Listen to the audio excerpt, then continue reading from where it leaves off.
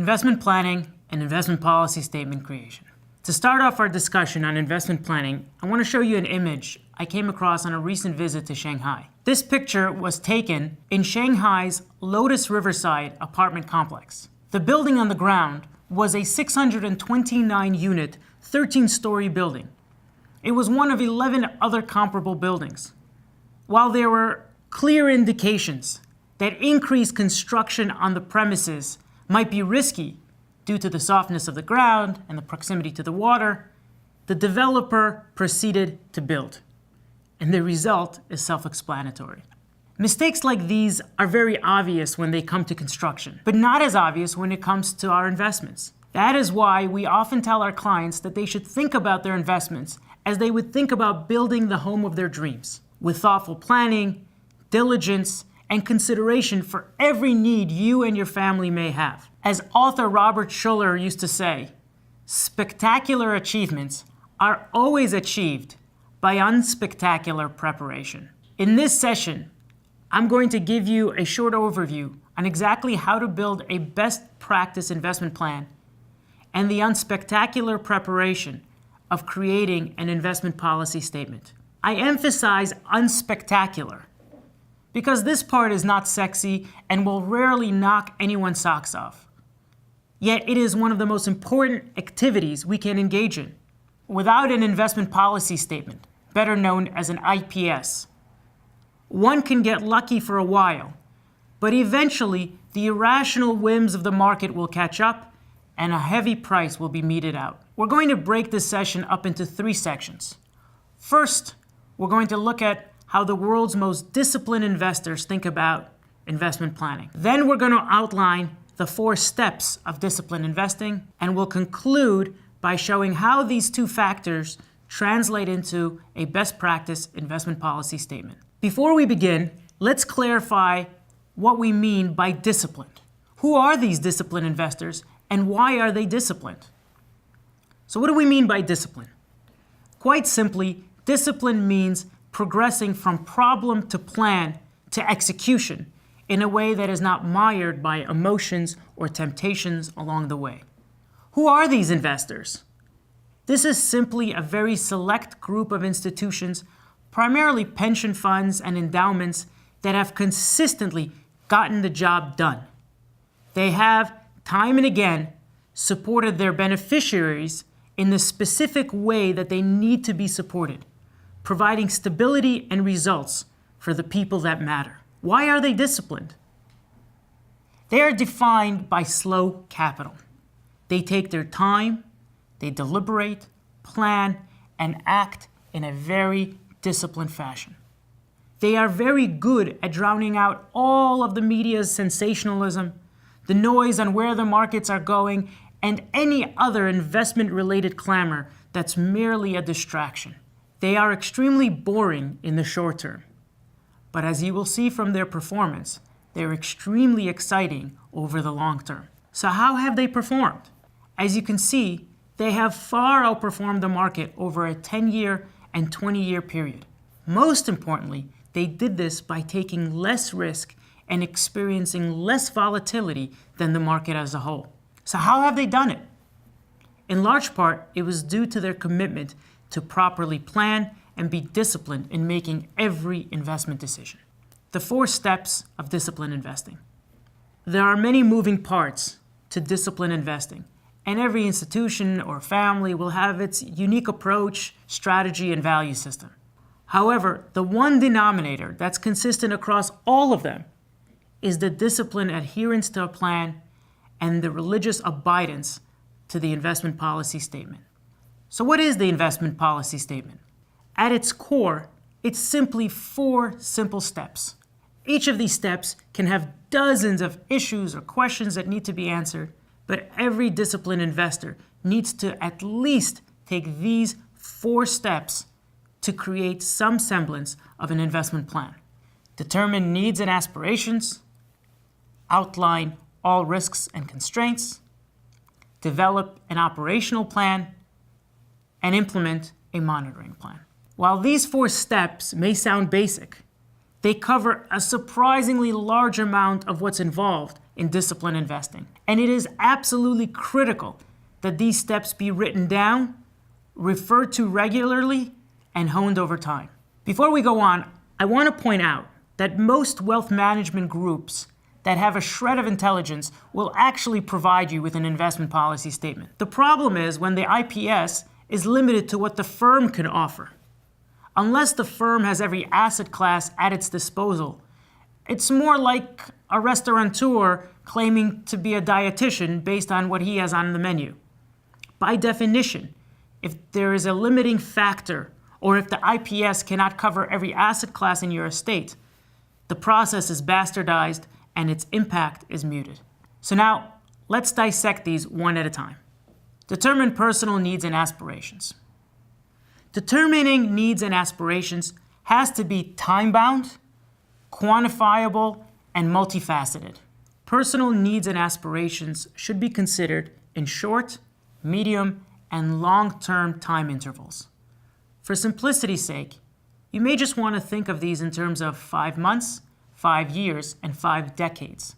What you will want to accomplish at each stage will likely be different, and you'll want to keep that in mind. Quantifiable. These needs and aspirations have to be fairly precise. It's not enough to say, well, I'd like to preserve my wealth.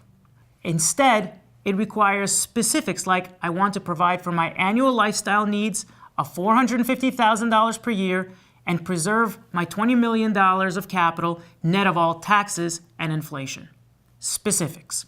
As you can imagine, this requires developing a concrete budget of your actual expenses and doing the math to determine the exact rate of return you'll need to achieve, the cash flows you require, and the overall appreciation of the asset base. Virtually every large institution does this.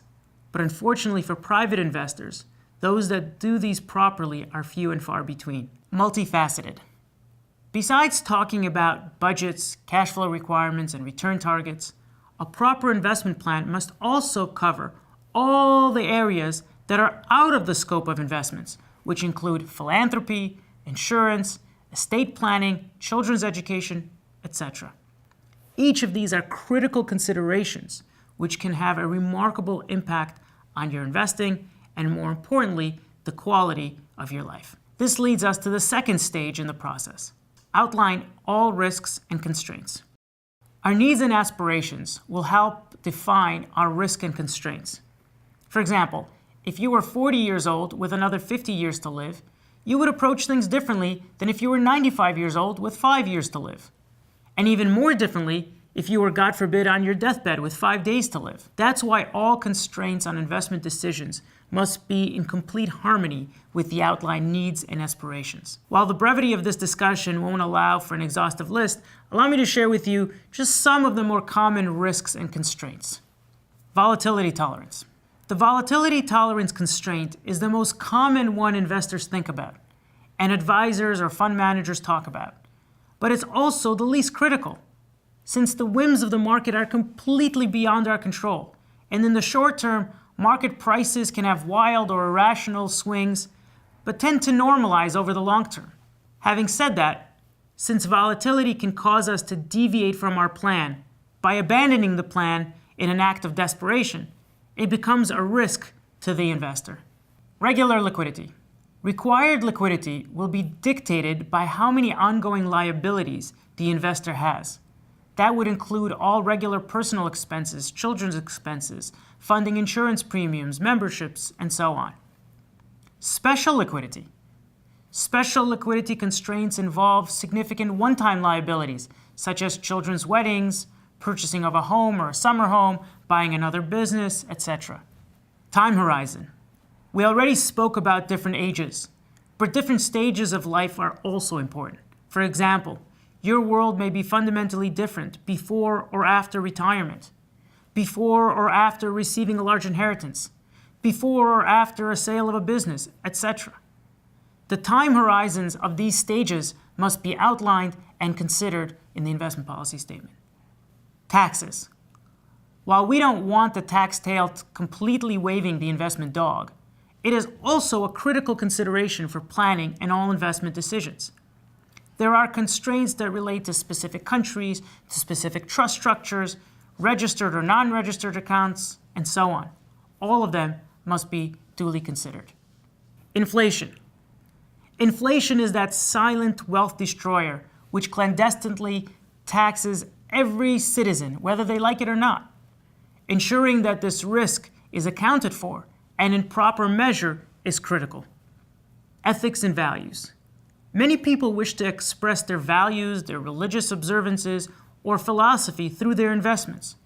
Whether it takes the form of avoiding vices such as gambling, tobacco, alcohol, etc., or religious constraints, Sharia, Jewish law, etc., or social responsibility, environmental, human rights, consumer protection, and so on. All of these that relate to you need to be outlined in the investment policy statement. Closely held shares. Quite often, someone has a large position or is a large shareholder in a company that they cannot sell for any number of reasons.